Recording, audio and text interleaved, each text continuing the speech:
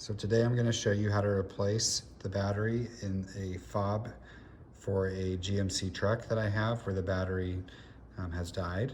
So what I'm going to first do is show you, you're going to push this button to pull out the remote key.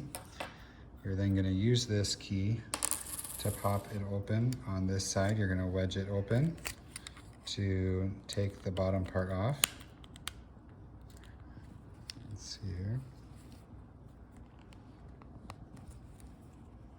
So it can be a little bit tricky, but you put it in there and then you twist it and then bend it up.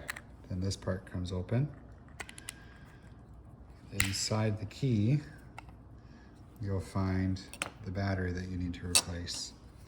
So I'm going to use this key as well as a lever to pop this open.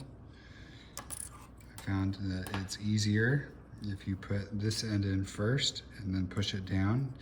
If you put it the other way, it won't go in smoothly. So you're going to put it in this end first, and then you should just push it down. Place the top back on. You'll hear it snap as it goes back into place. Make sure both sides are snapped down. And then you're going to replace the key back in as before. And voila, you're good to go.